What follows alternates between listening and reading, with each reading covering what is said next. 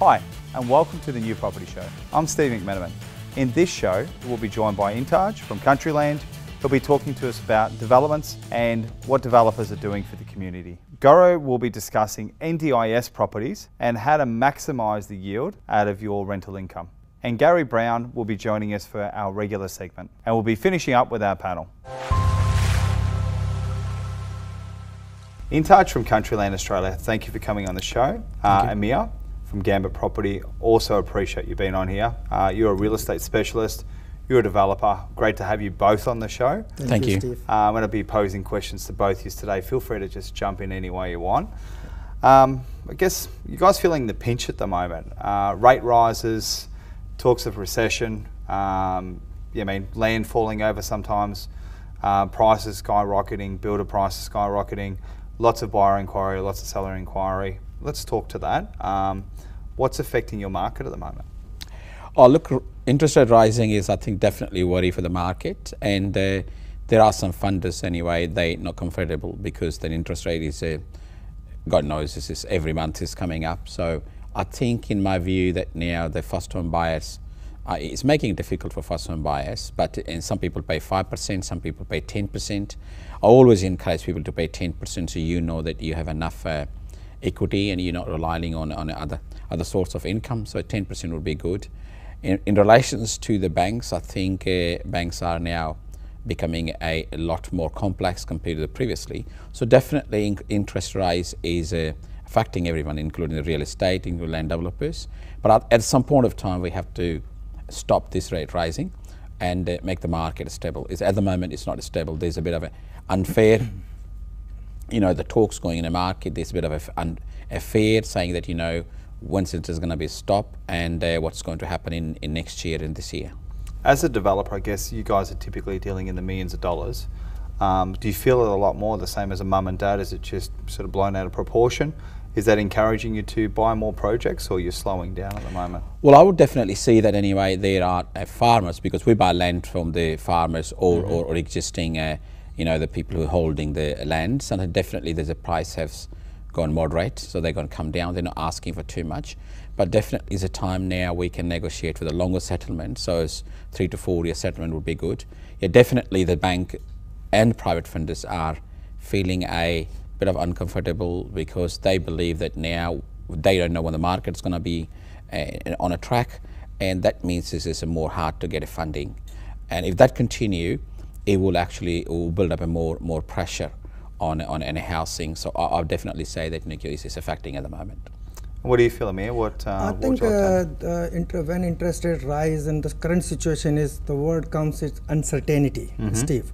Everybody, buyers, even developers for us, we are very uncertain about what we're buying, what we're selling. I mean, as a real estate, people come with a very uncertain mind to buy or even sell. And for a developer as well, for Countryland Australia, to buy any project, it's not very certain what they're looking for, what they want. We're all looking for a good deal. But at the moment, interest rate rise is impacting the borrowing capacity. They can't borrow much. As Intaj said, I very agreed to it. Rather than we encourage buyers to pay 5% deposit, we should encourage them to pay 10% deposit. But that way, when it comes to settlement, they have more equity, they have less to borrow, because the borrowing capacity is which is impacting big time. Other than that, repayments and all, look, for experienced investors, for people who know are already in the market, for them, yes, it is a worry. The interest rate going up, repayments going up. But for the first home buyers, for the new investors, that's the biggest worry. And I was thinking, we discuss these things a lot of time, and I was discussing this, why not for first home buyers, government give stamp duty, zero stamp duty. Why not bank look at it and talk with the government and give them some sort of lower interest rate? And that's what they're looking for. They want to enter into the market. Once they are in there, obviously once they got comfortable in a year or 2 years, like you give investors for 1 year, 2 year interest only, give them some sort of deal for first home buyers as well. That will help market to go along nicely. Do you think too maybe it's time to actually innovate a new change? For example, there's a lot of grants out there for first home buyers, but we meet a lot of people nowadays that have got together, they've taken advantage of the grant, they've split up. Yeah. Only one person's really utilised the grant. there should be an opportunity, I believe, for second and third home buyers to re-enter the market, because it's actually quite hard if you've been through, you've bought and sold, you've cashed out. What about innovative products there? Do you think there could be a stamp duty concession possibly for investors, or should something else be sort of drawn up to help incentivise sophisticated investors to purchase more stock? Well, can I say that not many people knows that now when the land subdivision kicks in your area, the land developer have to pay a lot of levies and taxes. So these things people don't talk openly, and I think it's including the open space levy, there is a gag, there's so many levies kicks in. I think what government need to do if they really want to sort out this problem, they need to make a less stamp duties and encourage people to buy, but also give some incentives as they've been before, $35,000 or $25,000. That's the only way. Otherwise, it's very difficult for first home buyers to afford a home, to buy a home. It's going to be always a dream where you want to chase it. It's not going to be complete. So I think it's important that the government should choose and pick a pockets. And some of the pockets, okay, well, that's where infrastructure is. Let's give a grant for that area. That area didn't have a infrastructure, give a more grant. I think it should be more flexible, more subjective.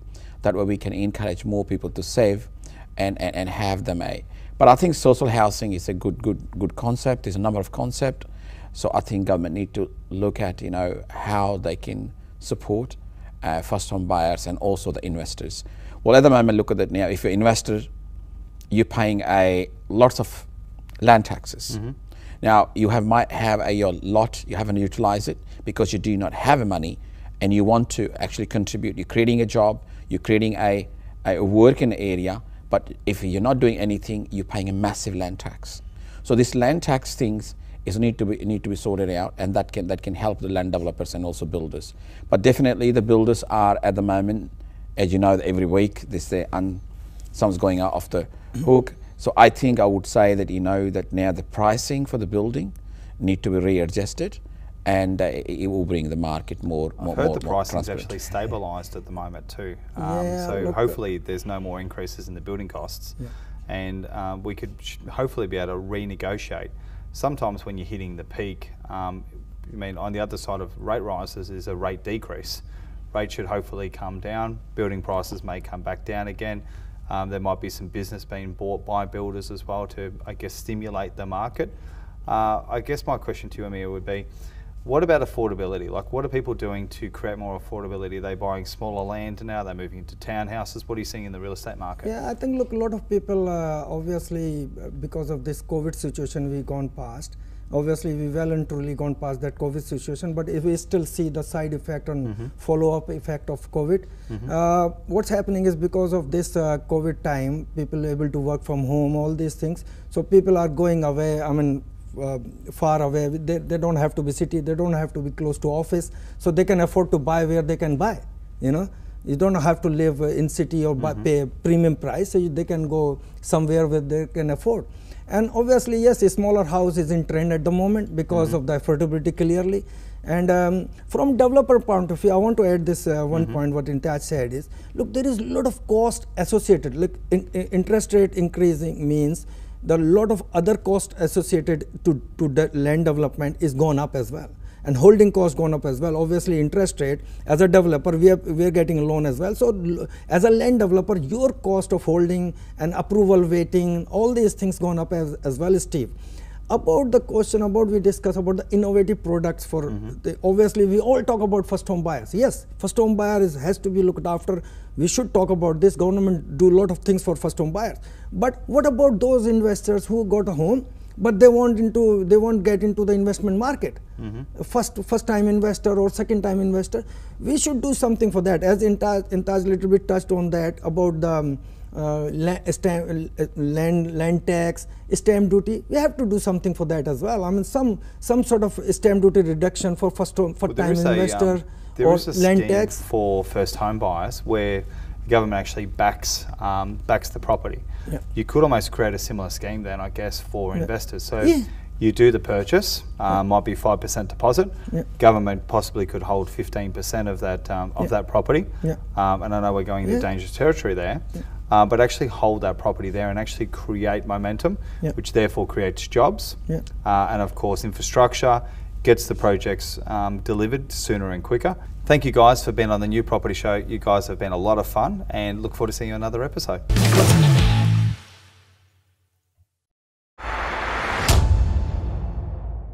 On today's segment, we're going to go through how to buy a property under an individual name or a partnership, and what's the pros and cons of doing so. So I think it's an amazing time right now to buy an investment property because house prices have come down a lot. This has provided a great opportunity for investors to get into the property market. The Hatchaway definition of investment property is one where you buy a property for the sole purpose for investment purposes, and that property can cover all of its expenses, including the loan repayments. It is an amazing time to buy an investment property because history teaches us a lot about properties.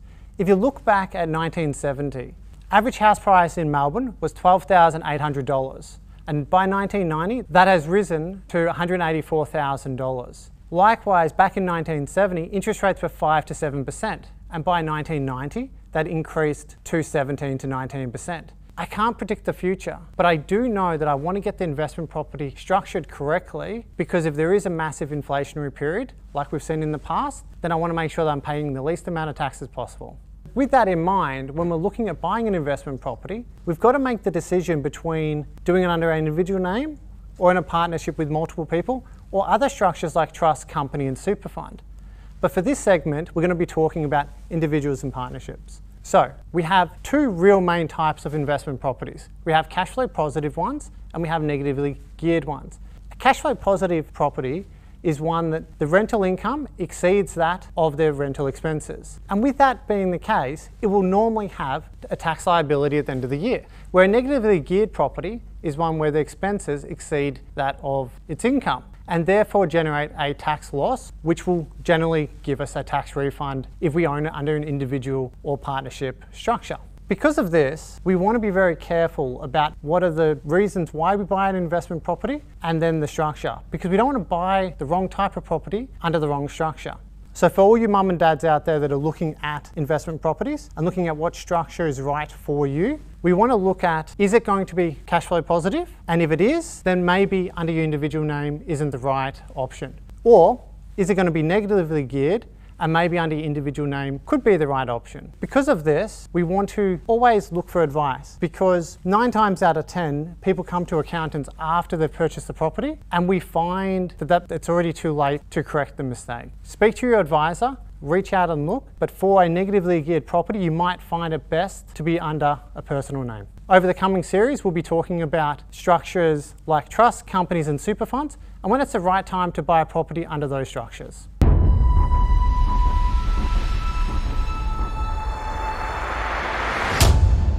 Joined here by Goro from 10 Properties 10 Years. You've been on the New Property Show, and welcome back to Season 2.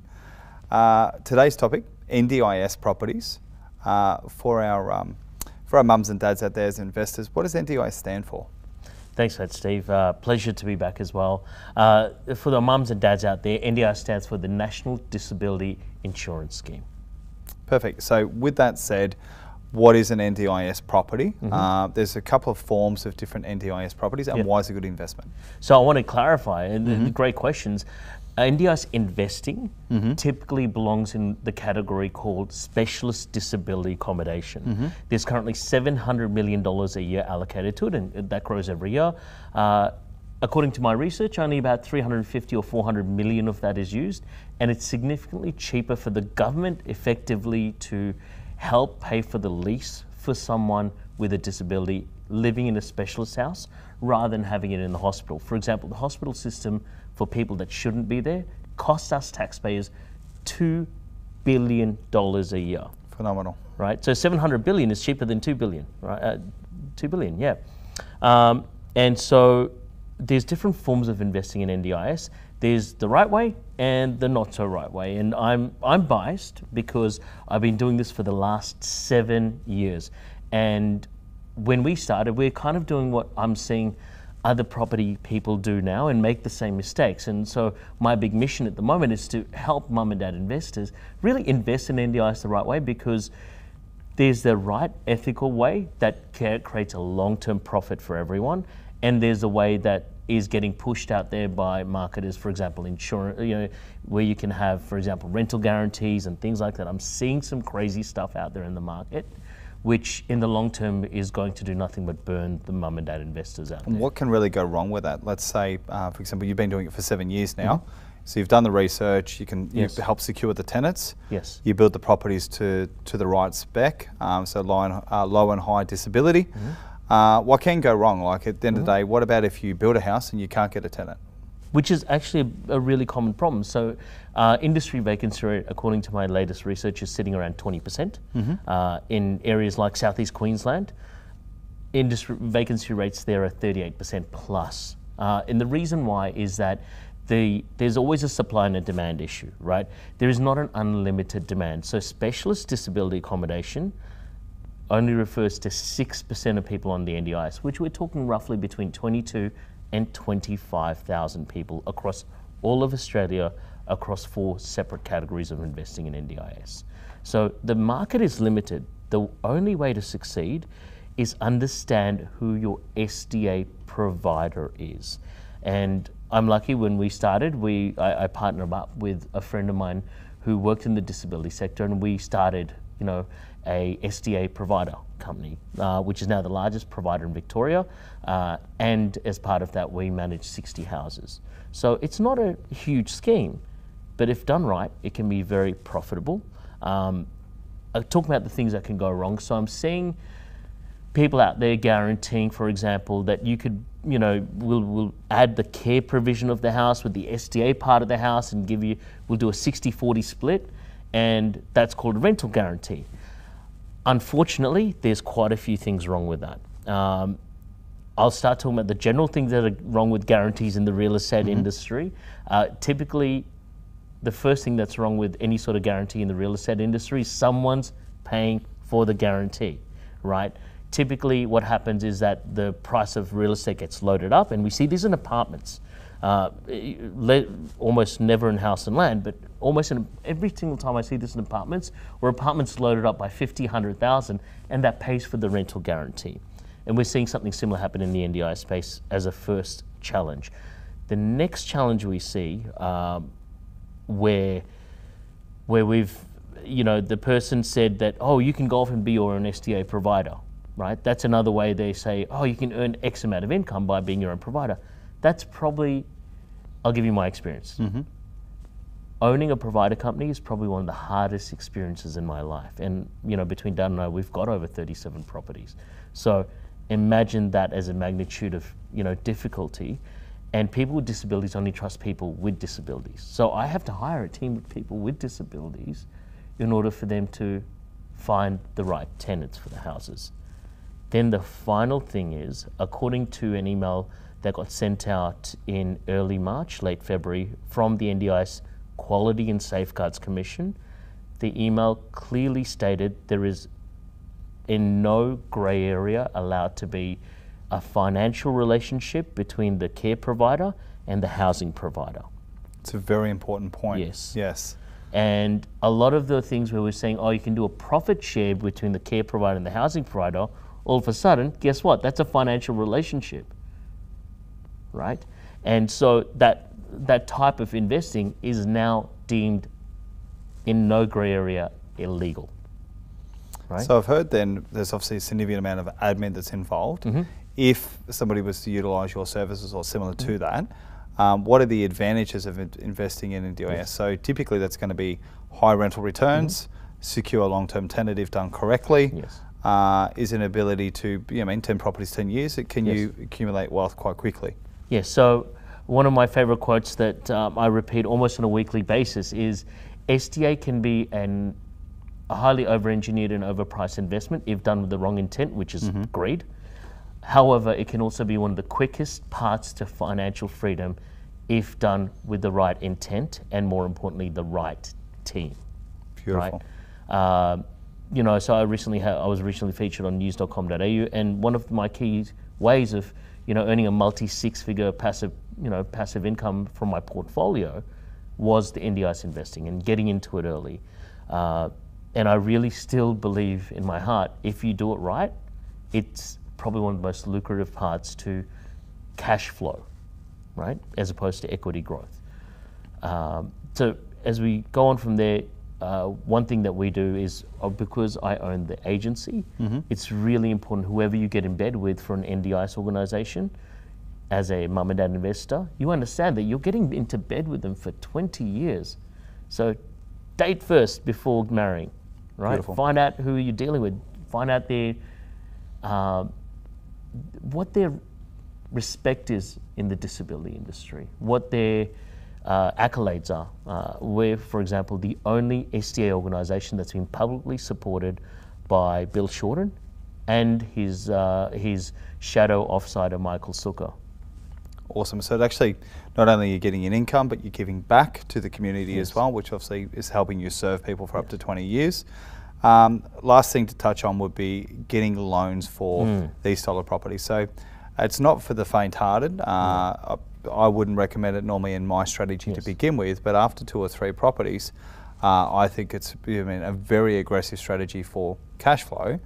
But what loopholes or what do you need to jump through to get finance approved for an NDIS property? Yes, well, I'll harken back to, with my pre-qualifier saying, a correctly built NDIS property, because there's a lot of incorrect stuff out there where people are just going, hey, look, let me just have a look at the build designs. Here's the requirements, tick, tick, tick, tick. That's an NDIS house.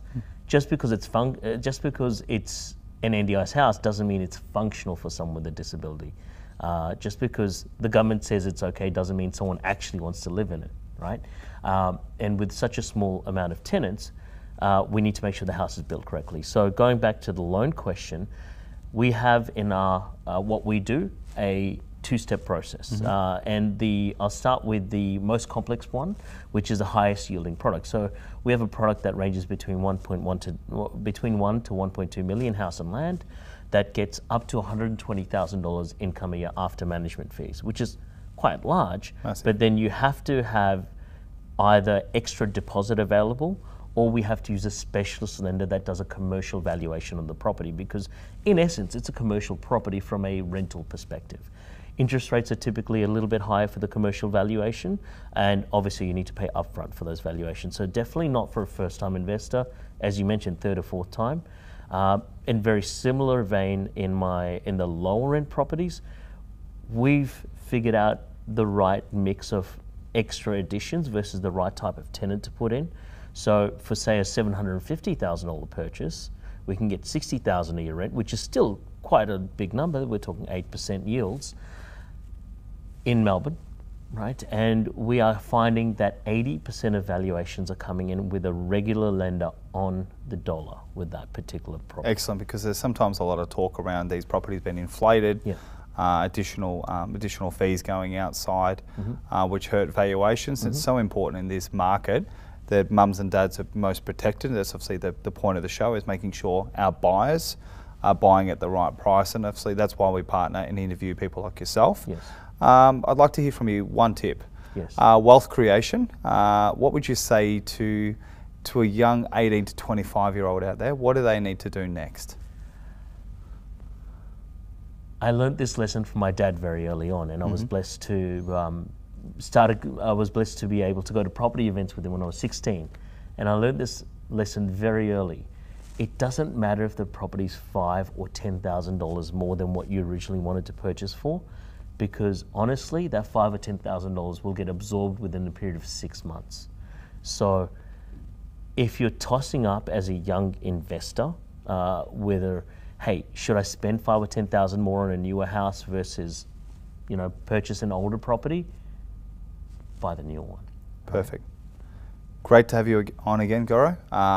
Been a lot of fun. Look forward to exploring wealth creation, NDIS properties, and of course, some of your tips to success. Look forward to having you back on the New Property Show. Thank you. Thanks, Steve.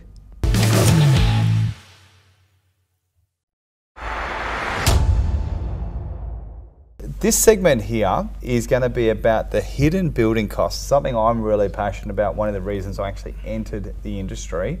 What are people not including when they're shopping for a brand new home? They've purchased the land. What are we missing as a consumer? What's the questions we should ask? And what do you feel is missing? Got to be number one complaint that I hear from clients is they don't realise landscaping's not involved, which for me, building a house, landscaping shouldn't be involved. But then they think that they can do it for like, a couple $1,000, and then it's some grass that's overgrown for 10 years.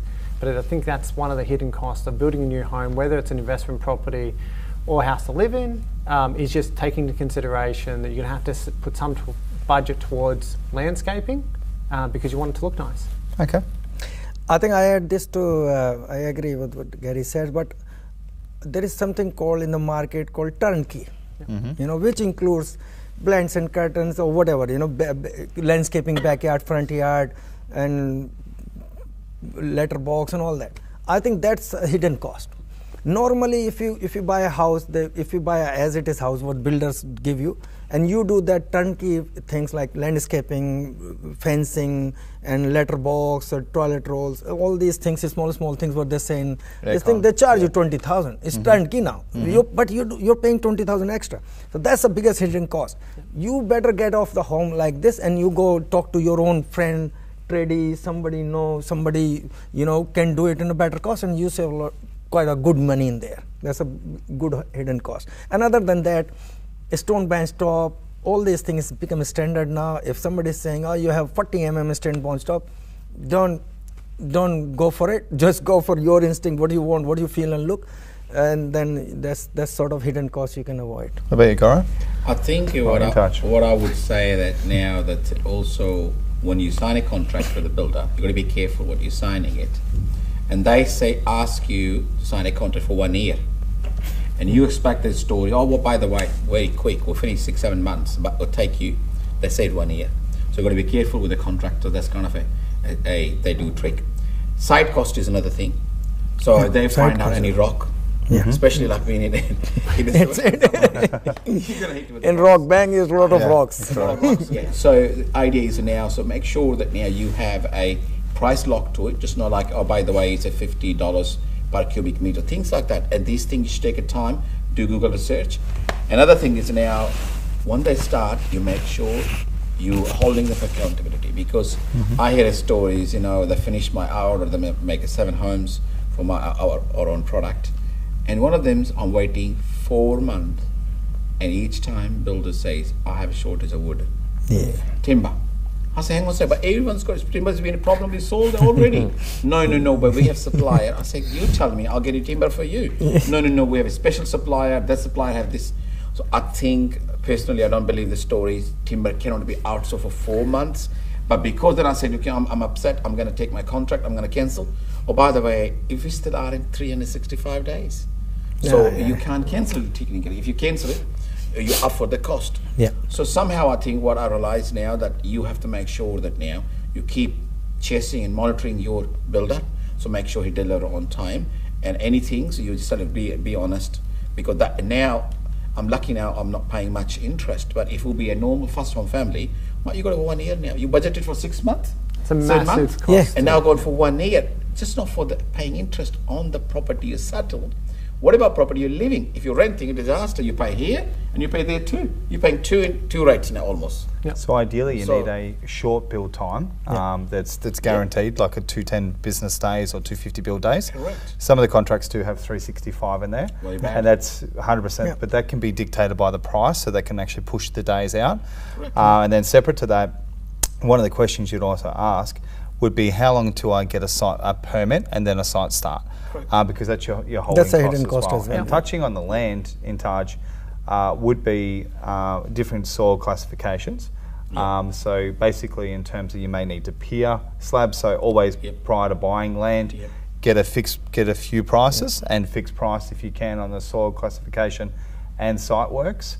Have you seen anything where that's actually blown out by maybe $100 grand, for example? Oh, look, the site cost is I think, is unseen, and they builder says this thing, when they find a rock, is I find a gold. Because now it's more money for them. $50 per square meter kicks in, per cubic meter kicks in, and you can imagine when you keep digging in. Like I had one of my properties, I'm building currently in Daramit Road, and we had a contract, $85,000 contract anyway, and I can tell you that now, since it's mine private, we have to spend $300,000 on a side cut. That's it. So And I said, well, how come that this is too big, too much variation? What kind of variation is 85 to not to 300? He said, no, we didn't know anything. Yeah. So I think the engineering report was there.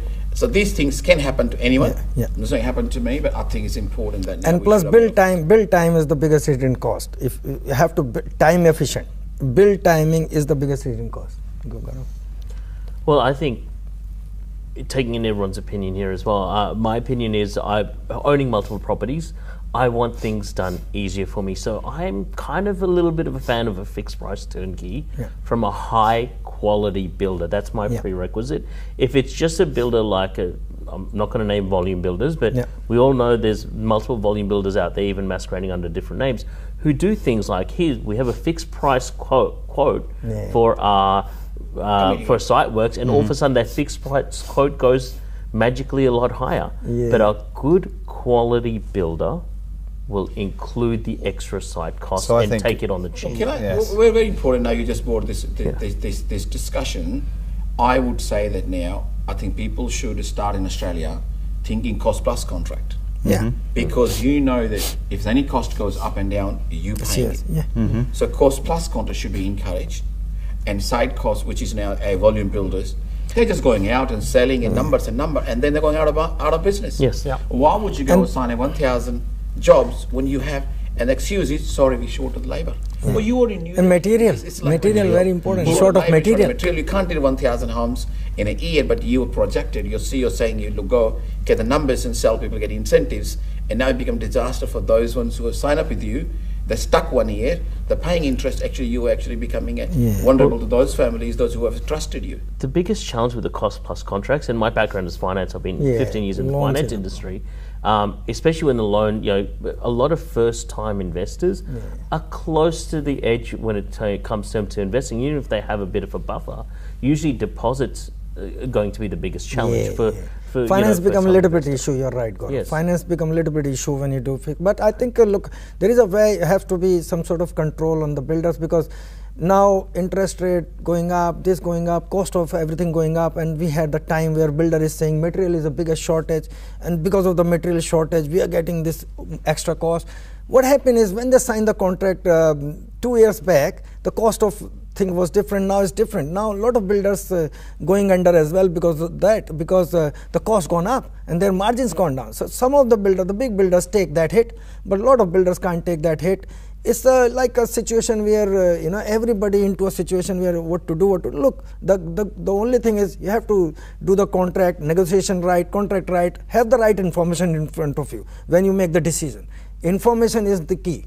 That's the knowledge. I might just say, because we have to wrap this segment up in a moment, but I think one of the things that probably need to be introduced nowadays would be typically you do house land deposit, then through to contract, colour gallery and doing that. Normally, at the end of the day, you use a conveyancer or a solicitor just to settle the land, but you almost need contract specialists now to go through a contract. I would recommend probably one of the things we haven't touched on, but we can't touch on today, would be colour gallery. Because with a builder's margin at 20 to 25% inflated on top of everything, if you're spending 50 grand, you're paying 65.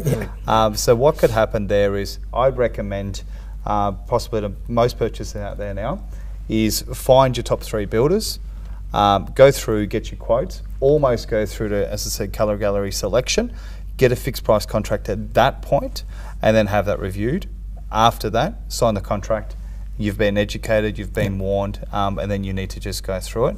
And of course, a good solicitor, a good conveyancer is going to know what's happening in that market, because they're going to see those contracts as well. So whether that's a HIA contract or a master builder or an independent contract out there as well, I think there's a lot of topics there, but I think at the moment clients really should be a bit more careful. So guys, want to thank you for this segment. Great one, and look forward to having you on again soon. Thank you. Thanks, Steve. Thank you all.